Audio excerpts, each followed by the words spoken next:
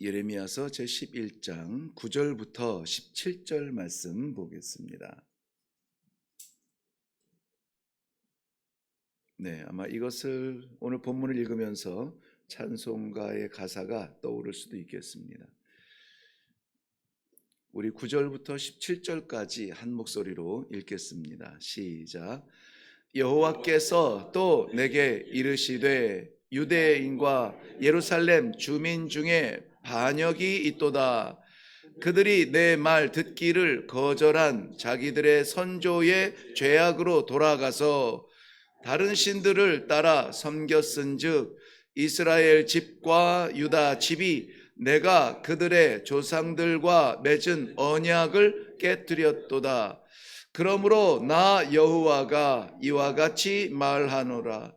보라, 내가 재앙을 그들에게 내리리니 그들이 피할 수 없을 것이라. 그들이 내게 부르짖을지라도 내가 듣지 아니할 것인즉 유다 성읍들과 예루살렘 주민이 그 분향하는 신들에게 가서 부르짖을지라도 그 신들이 그 고난 가운데에서 절대로 그들을 구원하지 못하리라. 유다야, 내 신들이 내 성읍의 수와 같도다. 너희가 예루살렘 거리의 수대로 그 수치스러운 물건의 제단 곧 바알에게 분향하는 제단을 쌓았도다. 그러므로 너는 이 백성을 위하여 기도하지 말라. 그들을 위하여 부르짖거나 구하지 말라. 그들이 그 고난으로 말미암아 내게 부르짖을 때에 내가 그들에게서 듣지 아니하리라. 나의 사랑하는 자가 많은 악한 음모를 꾸미더니 나의 집에서 무엇을 하려느냐? 거룩한 제물 고기로 내 재난을 피할 수 있겠느냐? 그때에 내가 기뻐하겠느냐? 여호와께서는 그의 이름을 일컬어 좋은 열매 맺는 아름다운 푸른 감람나무라 하였었으나 큰 소동 중에 그 위에 불을 피웠고 그 가지는 꺾였도다. 바알에게 분향함으로 나의 노여움을 일으킨 이스라엘 집과 유다 집의 악으로 말미암아 그의 심은 만군의 여호와께서 그에게 재앙을 선언하셨느니라. 아멘. 아멘하기 좀 두려운 말씀이네요. 우리 먼저 기도하겠습니다. 아버지께서 심으신 열매 맺는 푸른 감람나무의 그 신실함을 잊지 않기 위해서 오늘도 주의 말씀 앞에 있습니다. 택하신 주의 백성들, 그 사명 잊지 않고 그 순결 잊지 않고 오늘도 주께서 바라보시는 안타까운 길이 아니라 주께서 기뻐하시며 반기실 수 있는 성도의 길에서 우리 하나님과 동행하는 귀한 복된 하루가 되게 하여 주시옵소서. 말씀의 길을 열어주실 줄로 믿사옵고 예수님의 이름으로 기도하옵나이다. 아멘. 아멘.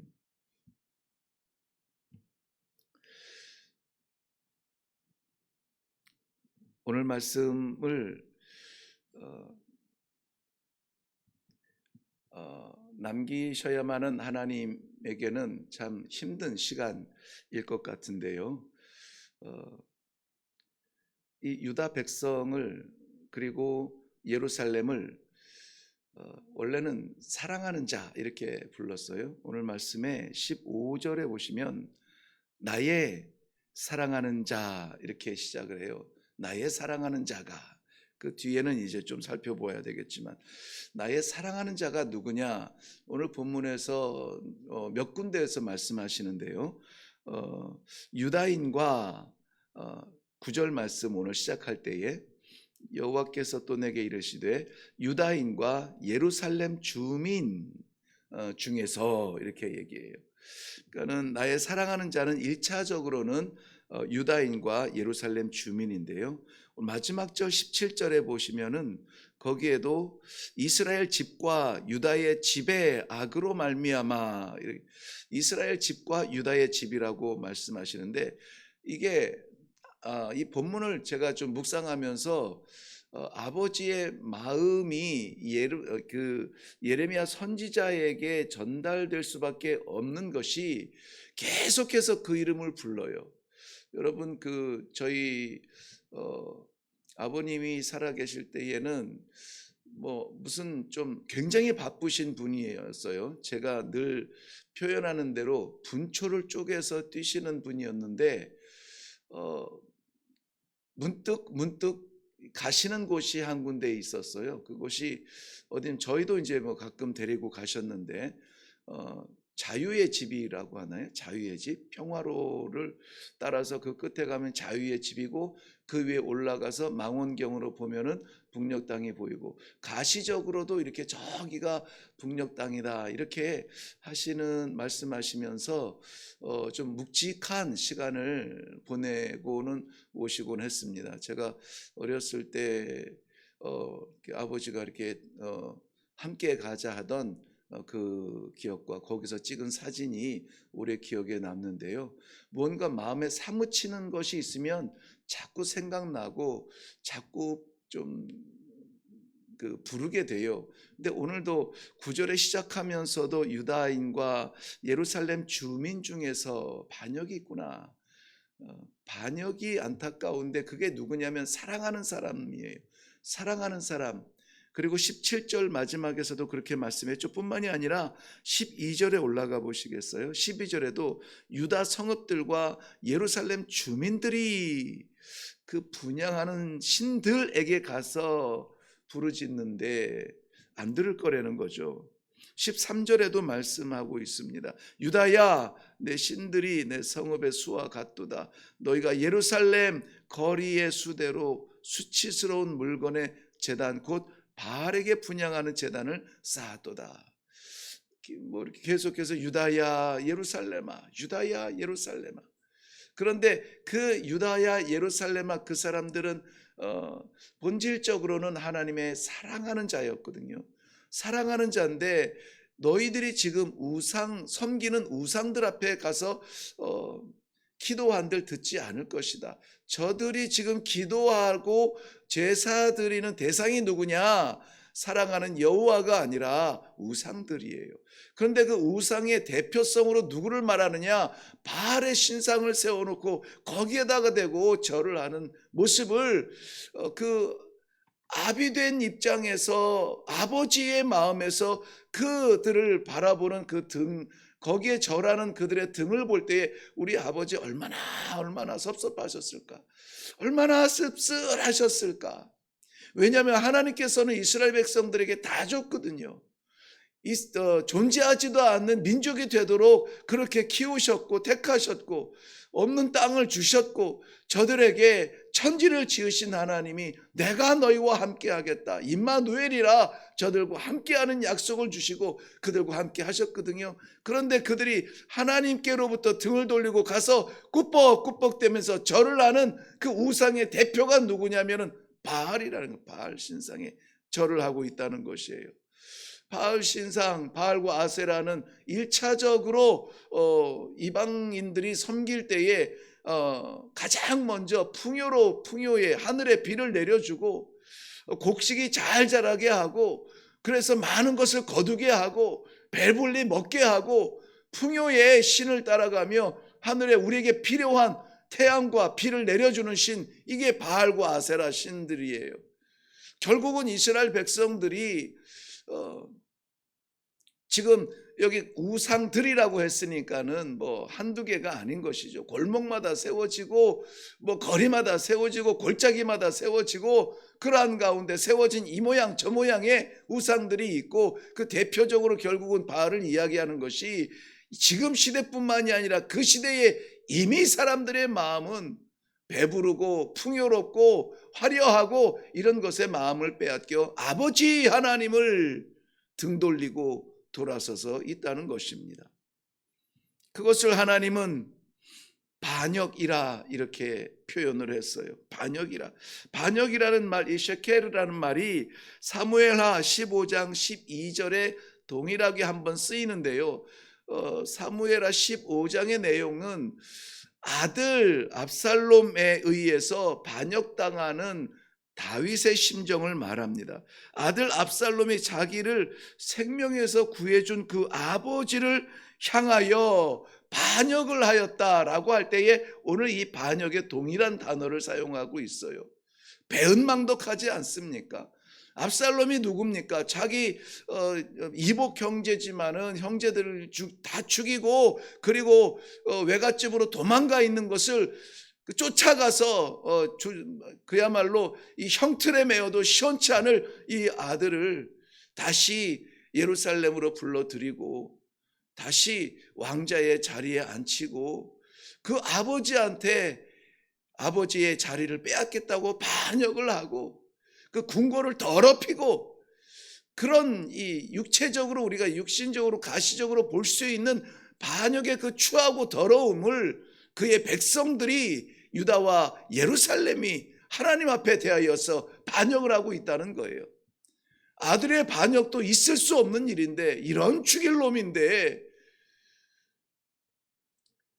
하나님을 향하여서 동일한 단어로 반역하는 이스라엘 백성들, 우리는 너무 이게 강 건너 불구경하듯 남의 이야기로 보고 있지는 않은가 하는 그러한 두려운 마음이 있어서 이 시대에도 여지없이 하나님께서 풍요로움과 안녕과 물질과 화려함과 뭐 이런 것 때문에 우리가 하나님을 마치 우상처럼 사용하는 일이 없지는 않은가 두려운 마음으로 이 말씀을 묵상하게 됩니다. 오늘 15절 말씀에 보면은 너무나 힘든 이 상황에서 잊지 않고 그래도 이 아이들이 내 사랑하는 자였는데 나의 사랑하는 자가 많은 악한 음모를 꾸미더니 여기 악한 음모라고 했습니다. 그런데 이 악한 음모가 단회적이 아니에요. 많은 악한 음모래요. 많은 악한 음모. 이것이 그저 생각하는 것이 악한 것뿐이라 하나님께서 물론 심판하실 때의 상황도 다르지 않은 그러한 상황으로 하나님은 평가하고 있습니다. 많은 악한 음모, 그것이 무엇이었을까요? 유다와 예루살렘이 하나님의 마음을 이토록 섭섭하게 사랑하는 백성들이 많은 악한 음모로 나를 대적한다라는 것을 표현할 만큼 안타까운 그 내용은 무엇일까요? 어제도 살펴보았습니다마는 하나님과 이 사람들은 그냥 사랑하는 사람들이 아니라 약속한 사람들, 언약의 백성들이라고 했습니다. 언약의 백성들. 이 언약은 일방적인 언약이라고 했어요. 뭐 자격이 있어서 뭐 아름다우니 나와 결혼해 주시오, 이런 얄팍한 우리의 사랑놀이가 아니었다는 것입니다. 자격이 아니 생존하지도 않는 이스라엘 백성들을 만들어내셨고 아브라함을 불러서 민족이 되게 하셨고 이들에게 없는 땅을 주셔서 나라가 되게 하시고 그리고 정말 하나님께서 이들과 동행하는 그 역사를 체험하게 하시고 기억나게 하시고 자격 없는 이들을 사랑하는 사람이라 내가 너희와 함께 하겠다. 불기둥 구름기둥으로 늘 동행하시는 것을 눈으로 목도하게 하시고 그럼에도 불구하고 지금 자기의 궁한 것 입맛에 맞는 것을 찾겠다고 우상들을 향하여서 등을 돌리는 이 사람들을 향하여 안타까운 마음으로 언약을 파기한 백성들이라. 언약을 파기했다. 레위기 26장 15절 말씀에서는 이 파기했다라고 하는 이 말이 내 규례를 멸시하며 마음에 내 법을 싫어하여 내 모든 계명을 준행하지 아니하며 내 언약을 배반하였다. 이스라엘 백성들에게 이 신명기 모세의 설교를 통하여서 이스라엘 백성들에게 이 배반이라는 단어가 언약을 파기했다라는 말과 똑같은 단어로 사용을 하고 있습니다. 또 한 군데 보면은 신명기 31장 16절 말씀에 보면 여호와께서 모세에게 이르시되 너는 내 조상과 함께 누우려니와 이 백성은 음란히 그 땅의 이방 신들을 따르고 일어날 것이며 나를 버리고 내가 그들과 맺은 언약을 어길 것이니라. 어긴다라는 말이 정한 길로 가지 아니하고 곁길로 나아가는 것인데요, 이것이 문자적으로 표현하면은 말 그대로 말티아라고 하면은 관역이라는 뜻인데, 관역을 향하여서 화살이 날아가 딱 맞추면은 좋은데 거기에 부정관사 하를 붙임으로 말미암아 하말티아, 관역을 맞추지 못했다. 우리가 성경에서 죄라는 말 할 때 이 하말티아를 써요. 그러니까 어긋나게 다른 길로 나아가서 내 규례를, 내 언약을 어길 것이라. 이것이 죄인의 자리로 추락하는 안타까운 모습이에요. 어떻게 해서 세운 자리인데, 어떻게 해서 얻은 생명인데, 하나님께서 이 시대의 백성들을 보면서 이 안타까운 마음으로 다시 한번 우리에게 깨우쳐 주는 것은, 우리를 넘어뜨리기 위하여서 도사리고 있는 수많은 유혹들이, 하나님보다 먼저 찾게 하는 것들, 하나님보다 먼저 달려가게 하는 것들, 하나님보다 먼저 생각나게 하는 것들, 의지하는 것들, 따라가는 것들, 하나님께서 우리 성도들을 향하여서 예비하신 그 영광의 길이 분명하게 열렸음에도 불구하고 그 길을 위하여서 예수 그리스도 십자가에서 우리를 위하여서 피 흘려 그 길을 닦아주고 열어주었음에도 불구하고 잠시 즐기는 무엇을 위하여서, 포기할 수 없는 무엇을 위하여서 얼마나 많은 순간 우리는 이 언약을 잊어버리고 어기고 배반하고 파기하며 돌아서는 위기 속에 있는가. 잠시는 하나님의 언약을 떠나서 우리가 하고 싶은 대로 할 수 있는 자유의 쾌감이 있을지는 모르겠습니다. 그것은 하나님께서 주신 갇힌 자가 얻은 자유는 아니에요. 자유인 것처럼 착각하게 되는데, 이것이 우리에게 익숙하게 되어지면, 그래서 영원히 인내하시고 참으시고 기다리시는 하나님의 마음을 불쾌하게 하고 섭섭하게 하고 오늘처럼 분노하게 하면은 하나님은 그 죄를 그냥 넘어가지 않습니다. 하나님은 그 사랑하는 백성 유다와 예루살렘, 아니 유다인 그 안에 살아가는 예루살렘 백성, 그 거리를 활보하는 우리는 성민이라 말하는 그러한 사람들에게조차 재앙을 아끼지 아니하신다는 말씀입니다. 오늘 우리가 기억해야 될 말은, 저는 두렵지만은 너희가 내게 부르짖을지라도 내가 듣지 아니할 것이다. 뿐만이 아니라 너희가 섬기는 우상들을 향하여 쫓아가서 부르짖을지라도 그들도 너희를 구원하지 못할 것이라. 기도하여도 응답받지 못하는, 저는 하나님은 우리에게 100% 응답하시는 분이라 이렇게 늘 말씀을 드리고 있습니다. 100% 응답하세요. 그래, 우리가 정말 원하는 간절한 기도의 제목이 내 뜻대로 이루어지지 아니하는 것도 응답이라, 그걸 내게 주셨을 때 우리가 어떻게 무너질지 아시기 때문에 하나님은 주시지 않는다. 100% 응답을 우리에게 해주신다고 했습니다. 그런데 그럼에도 불구하고 듣지 아니하신다는 거예요. 선지자에게도 그들을 위하여서 너도 그들을 위해서 기도할 생각하지 마라. 내가 듣지 아니할 것이다 라고 말씀하고 있습니다. 기도하면서 하나님 앞에 먼저 고백했던 것처럼 푸른 열매 맺는 감람나무였는데 가지는 꺾이고 나무는 불태워졌다는 이 두려운 마음으로 우리는 말씀을 보았습니다. 눈을 들어 하늘 보라. 믿는 자여 어찌하면 좋겠는가? 어떻게 하면 좋겠습니까? 이 시대에 더욱 말씀이 분명해야 되고 진리의 말씀이 확실해야 되고, 세상에서는 무명이나 하나님께서 부르신 성도의 이름으로 살아가는 성도들이 정말 그 진리 말씀을 붙들고 하나님, 오직 하나님, 내 생명의 하나님, 끝까지 놓지 않을 나의 생명과도 같은 그 이름 예수 그리스도를 오늘도 잊지 말고 살아가야 되지 않을까요? 그러한 응답의 현장들이 되시기를 주님의 이름으로 축원합니다. 기도하겠습니다. 사랑받는 자였습니다. 열매 맺는 푸른 감람나무였습니다. 안타까운 이스라엘 백성들의 책망의 말씀을 들으면서 사랑하는 주의 백성들이 오늘도 말씀 앞에 긴장하며 내가 원하는 길이 아니라 우리 아버지 원하는 길을 가게 하여 주옵소서.